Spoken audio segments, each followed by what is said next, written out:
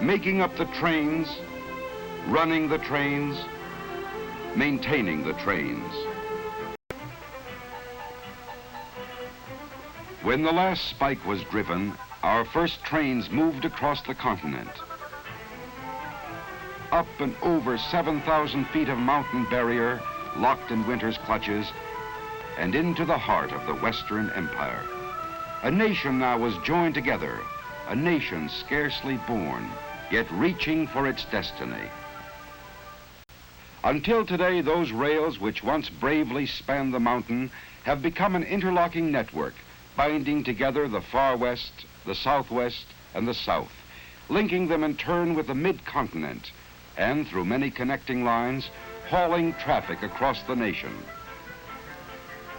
Hauling the products of the forest, as if distance were non-existent. Hauling the products of the factory, fashioned into the shape of things our people need. Hauling the people of a free nation, a people free to move and travel at their will without answering to any man. This is my railroad, a service performed by 100,000 men and women who share a common pride, knowing how to run a railroad. Each day in the last 25 years, a new industry large enough to need a rail connection has sprung up along our lines. Since the end of World War II, that rate has doubled, 2 new industries a day, turning out goods that have to be delivered to somebody, somewhere, all over the country. So it's no wonder we can't ever say a railroad's really built. We're always adding to it and always rebuilding it. The speed at which we can run our trains depends only partly on the power of the locomotive. It depends even more on the weight of the rail and the curves and gradients of the track. We always try for a straight and level line. But the contours aren't always made to order. We have to fit our railroad to the contours. So when we have to build a curve, we try to make it as gentle as we can. On one stretch of track, the TEHACHAPI loop, it wasn't quite so easy. We had to swing our curve all the way around, so one end of the train actually passes over the other. We have to carry passengers and freight even when there's a mountain where we want a canyon, or a canyon where we want a mountain. Like the rail detector car, which can see right inside the steel rails, looking for flaws no human eye could ever see. When the wind whips up a desert sandstorm, we've got a real fight on our hands. That tearing sandblast can wear the hard steel rail faster than the trains that run on it. It can bury the rails, block the switches, and even stop the trains. So, our men must fight it. This is no easy way to make a living, but railroad men can take it, working as steadily as the wind itself, for as long as the wind keeps blowing.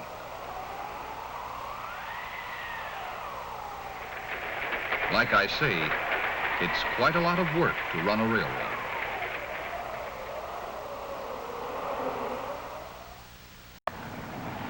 We haul a lot of stuff, all right, but getting it to the right place at the right time isn't just a matter of hooking a lot of cars together and running them over the line.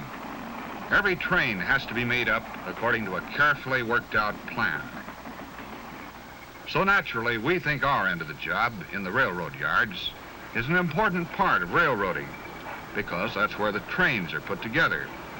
All along the line, cars come into these yards to be routed and rerouted to their destinations. In the yards, we sort them and shuffle the individual cars into new trains. Some will go north, others south or east or west. In the most modern yards, it works like this. The engineer of the switch engine pushes the cars up the slope of a man-made little hill we call the hump. When the yardman pulls the coupling pin, the car rolls by itself down an easy grade. To see that it doesn't roll too fast, the operator in the first tower sets a control. And down on the track, the wheels of the car get an electronic squeeze to slow it down. It's still a little too fast, so another control is set, and a second set of squeezers brings it down to proper speed. Now, the operator in the next tower takes over and sends it to the right track to join up with other cars slated for the same destination. It has to be handled just right. Maybe there's furniture in that car, or maybe a load of dishes. If it rolls down the hump too fast, it'll hit like a head-on collision. It's got to come in real easy, right to the coupler like a cushion. That's what you might call a push-button railroad, but it still takes a good man to run it, and a good team on the ground to back him up. Where one man's job ends, another man's takes over. As the newly made-up trains pull along the throat track to the departure yard, a yard clerk calls in the number of each car to the yard office. SP 58228, PFE 178693. For every train we make up in the yard, we make up a train on paper, too. The engineer in the cab can pick up his phone and, thanks to shortwave radio, talk with the conductor in the caboose a mile away as easily as if they were sitting side by side. No machine yet devised has ever taken the place of the brakeman's eyes as he keeps his watch over the rolling wheels of the rolling freight.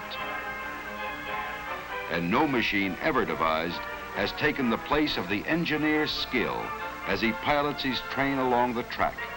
The machines help, but it still takes men to do the jobs. The engineer, highballing along at top allowable speed, knows there are trains ahead of him, behind him, and coming in the opposite direction, yet he is completely confident. The engineer or fireman in the engine cab picks up the orders from the top arm of the train order post, and a mile behind, a trainman latches on to a duplicate from the lower arm. The orders may read for the train to go right on through or to pull into a siding so another train can pass. It's teamwork all the way, good coordination and timing. And the automatic block signal system provides a safe double check. Out on the line, two freight trains push on toward each other on the same track. To the dispatcher miles away, they are lights on his CTC board, lights moving toward a siding. Then a flick of a remote control switch,